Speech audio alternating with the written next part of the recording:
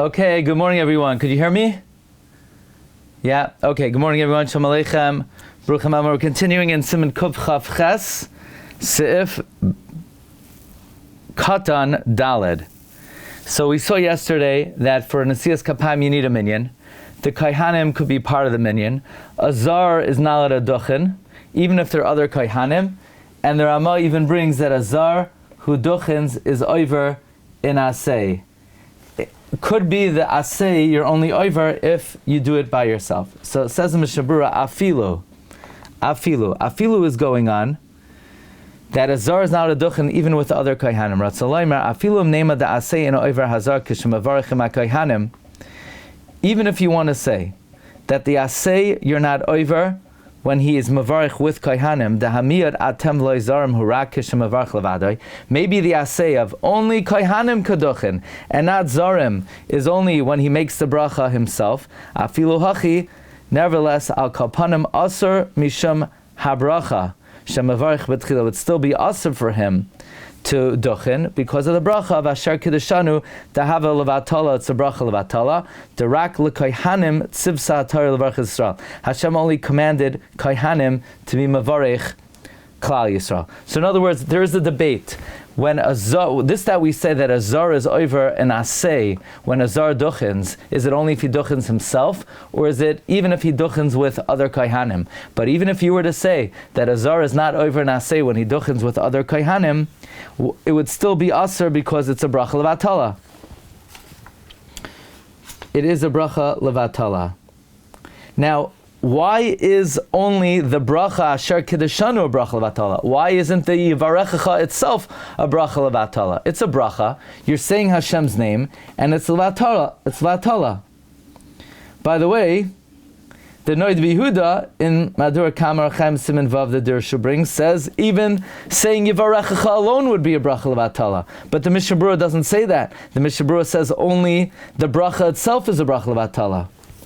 So the Merkeves HaMishna says, because it's a kakaya b'torah, you're only saying psukim, right? It's simple. It's not a bracha levatala because you're not saying a bracha levatala is when you say a bracha formulated by the chacham. If you just say psukim, so even though you're not authorized to do it in this context, it would not be a bracha levatala. Sifkat. Every Friday night you have a bracha levatala? No, so that's what. No. Because there you're not trying to be mavarech in the context of the brachas kaihanim. There it's clear you're saying brachas, you're just saying psukim in the Torah, and that's what we had yesterday. That if you hold mitzvot tzrichas kavana, for sure it's not an issue. It's for sure you're not over the asay. You're not over the asay because you're not mechavin l'shem mitzvah. In terms of bracha levatala. So according to the Merkeves HaMishna, you're just kakari batar. You want to know, according to the Rabbi Yehuda, if you say the berchas, the psukim of berchas kainim, why isn't that a bracha levatala Friday night?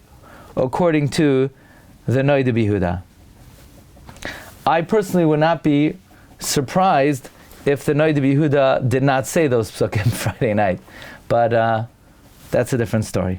Okay, Siv Katan Hey Bizar Ha'oila. Imloi mishum bracha levatala.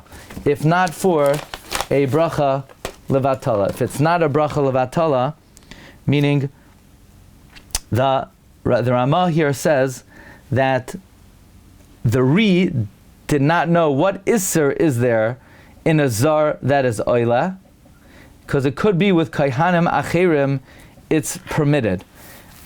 So the Mishna just points out there certainly would be an isser of bracha levatala. What the Ri is masupik is he doesn't know what isser of a duchening there would be for a zar to be oila, right? So there's machlokes among the Balei HaTosfos whether a zar is over an asay if he duchens, but for sure there would be an isser of bracha levatala for saying the bracha of Asher Kiddushanu. And the Ramah's conclusion is it could be that a zar that duchens with other kaihanim is not over an asay.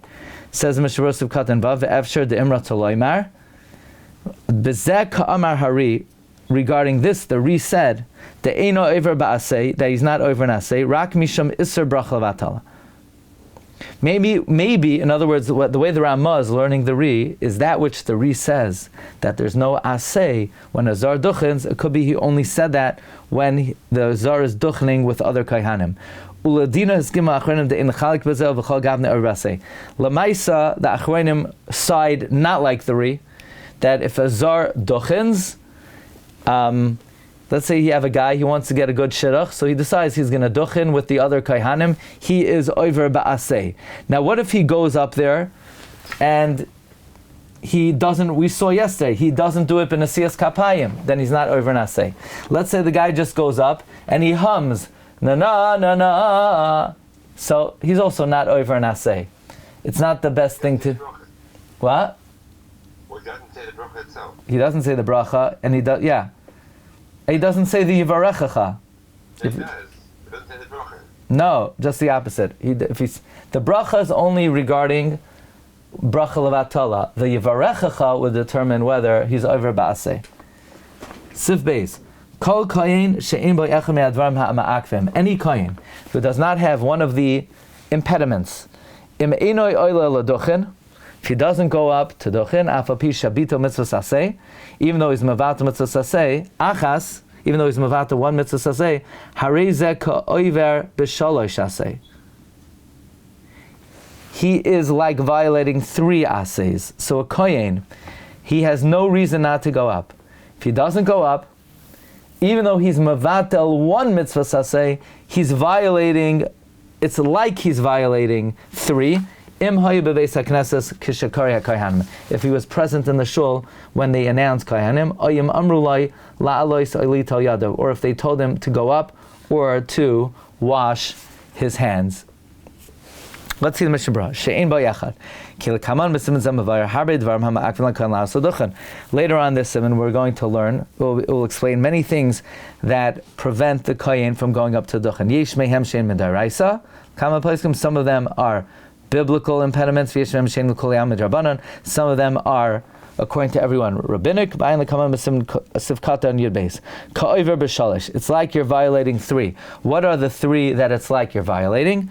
V'hu koisavarchu, amar lahem, v'samu eshemi. You're violating koisavarchu es b'nei Yisrael, amar lahem, and v'samu eshemi. It's like you're violating. However, fundamentally, in principle, you're only over 1, which is kaisavarchu. Shenemra b'lashon siva lebracha, which was said as a command to be mavarach. Kasva apoiskim. The Nesius Kapayim ein doicha le'isr Tumah. The poiskim say that duchening would not push off in isr of Tumah. In other words, let's say like this: the kohen's in the back row, and on the third to back row, you have a guy laying there that's dead. So the kohen can't make it to the front of the shul. So now he has a dilemma. He's not to pass by this dead body. He's going to come tummy. On the other hand, he's going to be over an asay if he doesn't duchen. So the question is, do you say asay doicha lois asay? So the poskim say that duchening is not doicha tumah. Va'atam kiyesh ba asay v'lois asay, because becoming tummy for a kohen is an asay and a lois asay. Lenefesh lo yitama and kedoshim yiyu. Therefore, afilu meis pisaim achar shekvar amar shel tzibur kayanim. Even if, let's say, a guy dies suddenly after the shel tzibur said kayanim, by the way, unrelated to the voice of the chazan, meaning it's not because the chazan didn't necessarily kill him. That's not but a guy died. A guy in the shul died after the shel tzibur said kayanim. Now the question is, it's chal the mitzvah saseh of duchening. Otherwise, you can't really conjure up a case. I mean, what would a case be where the kohen has a chiyuv to duchen? He knows about a shul that there's duchening with a dead body there. There's no asay on him to do that. The asay only kicks in once they call out kayanim. But in such a case where after the shel tzibur calls out kayanim, somebody dies, so now it's chal on the kohen, a mitzvah asay of duchening, afilach yitzrichen lot says take off. He has to go out right away, hachutza. Let's say the kohen doesn't know. So should you let him duchen? Maybe sometimes it's better, ignorance is bliss. No, you have to tell him.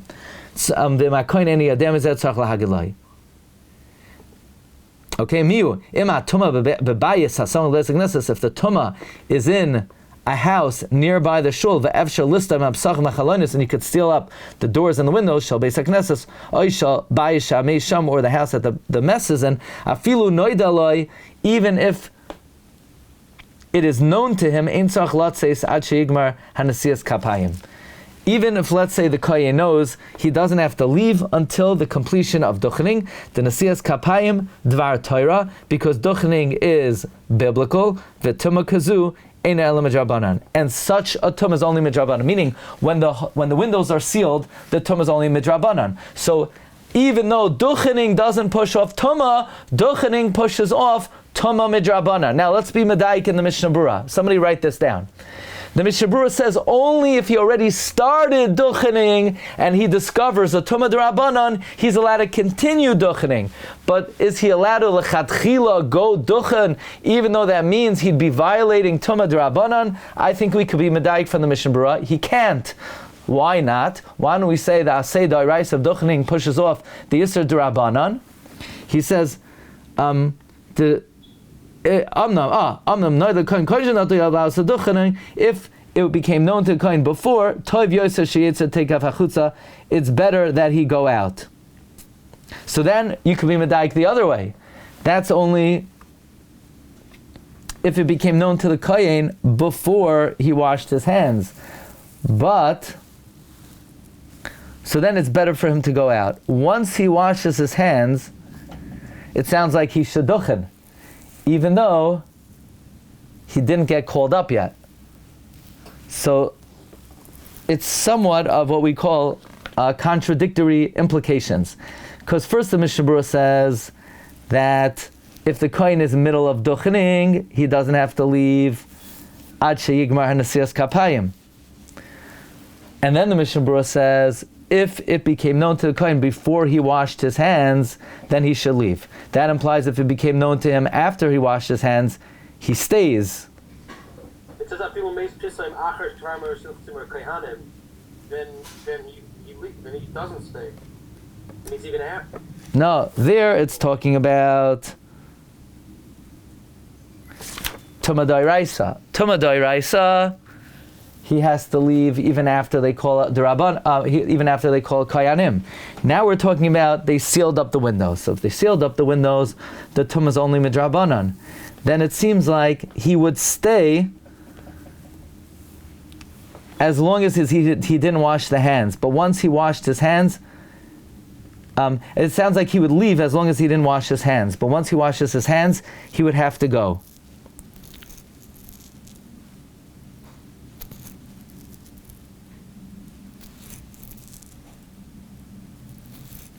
By the way, the Chai Adam says that even if it became known to the kohen in the middle of the bracha, the Chai Adam says even by Tumah d'Rabbanan, he would have to go.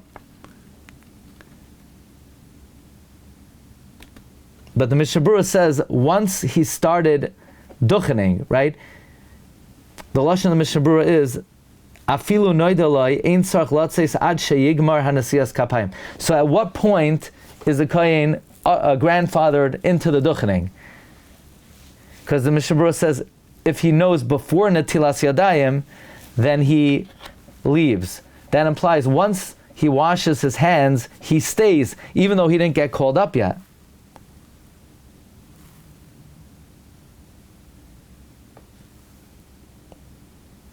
The Sha'ar Tzion says that if it became known to him before he washed his hands, it's only toiv to go out.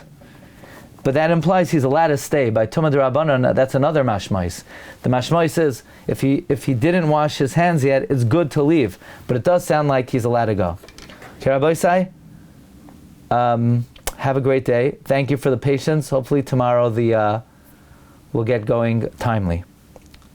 Sorry for the technical difficulties. Call tough.